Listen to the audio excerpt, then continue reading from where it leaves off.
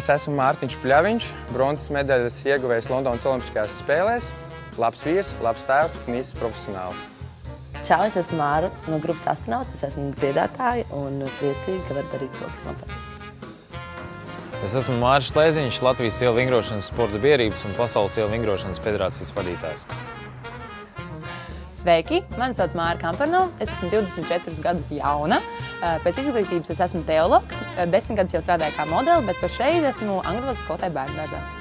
Mans vārds ir Jānis Palkavnieks. Es esmu draugiem no L runas vīrs. Lai dzīvē veikt lielas lietas, izklausās vienkārši. Kā mums tas izdodas? Par to mašīnas man jāpadomā vārds. Sveicināti! Mani sauc Andris Brēmanis. Esmu ārsts, kas nodarbojas uzturu jautājumiem, tad ārsts dietologs. Un šodien pastāstīšu jums šo to par veselīgu dzīvesveidu. Tad mūsu organisma veselība lielā mērā saistīta ar mūsu ikdienas dzīves paradumiem. Kāda ir mūsu ēdienkarte, kāds ir mūsu kustība režīms un kā mēs veltam laiku atpūtei. Bieži vien mūsu darbdiena paiet sēžot pie galda. Brīvais laiks tiek pavadīts mīkstā dīvānā, skatoties televizoru vai nodarboties ar datoru vai labā gadījumā lasot grāmatu un tam līdzīgi, bet tas viss ir kūtrs pasākums. Vakaros bieži vien vēlējam gulēt, bet to arī tā agri atceļās. Steigā kaut ko apēdam, reizēm pat neapēdam. Ja tas notiekās regulāri, tad ļoti liela varbūtība, ka mūsu organismā kaut kas sāk šķobīties un veidojās augsni kādas hroniskas slimības attīstībai. Tad mūsu veselība kopumā ir lielā mērā saistīta ar mūsu dzīvesveida paradumiem ikdienā.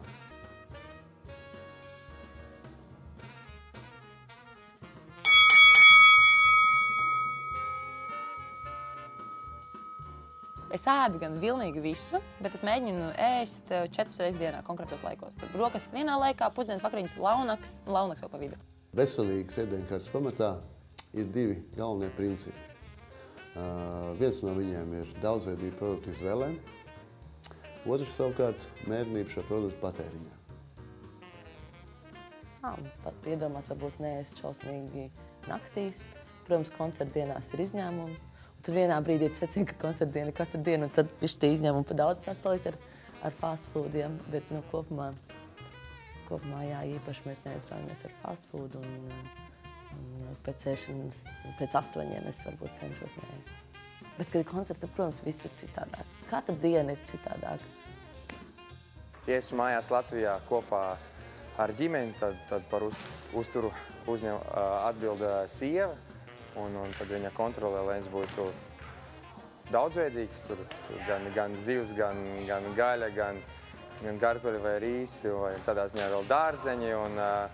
Bet ja es esmu sacensībās ārzemēs, tad noteikti vairāk ko piedāvā viesnīcā, kas ir teiksim, viņam dienas piedāvājumā, jā, bet tur arī noteikti gan ir gan zupa, gan otrais, gan salāti, gan saldējs.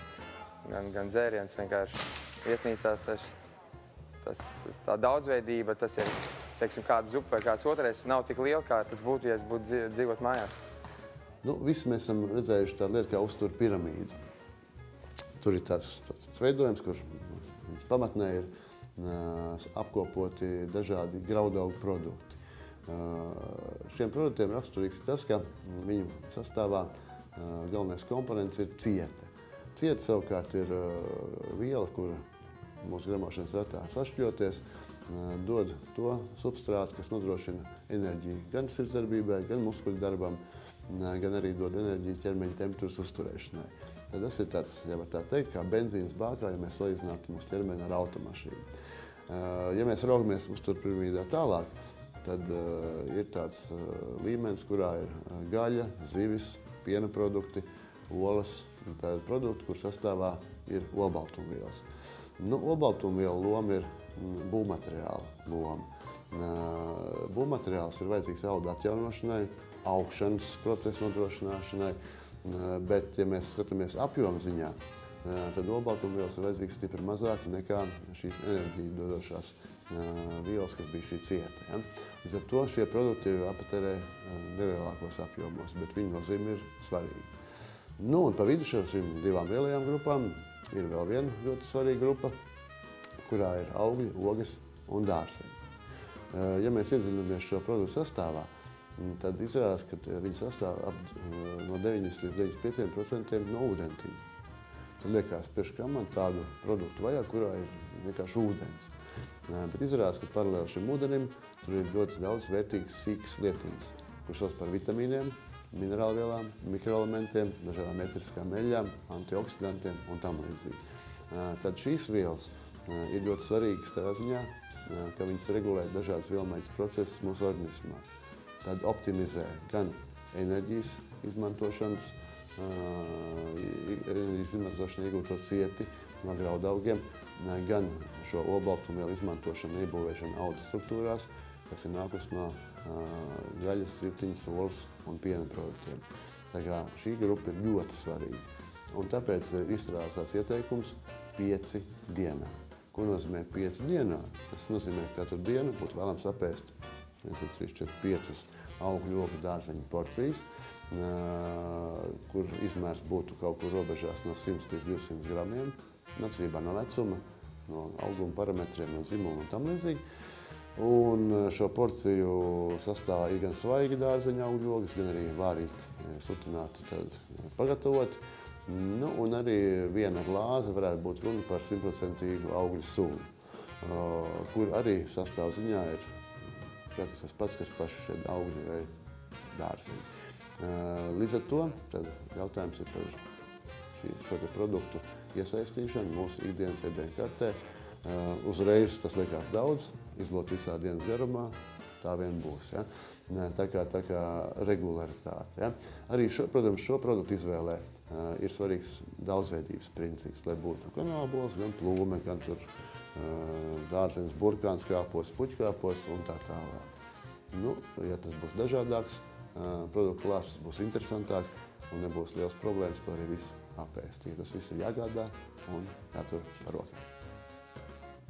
Mums Latvijā vēl pie tam ir liels iespēja ēst veselīgu pārtiku. Mums nav dārgs eko pārtika īstenībā. Mēs varam aizbraukt uz laukiem pie omītes pēst, bērni negrib, viņi grib. Es atceros pati sevi, kečups free, urā, un kaut kādu tur gāzēto dzērienu, jā, lūdzu, superīgi. Ne, nu, nav jau tā, ka es ēdu tikai zupas un dārziņu, galīgi ne. Man mīļākajā ēdienas ir iebiezināts piens ar cukuru, es varu vienkārši triekt viņu iekšā.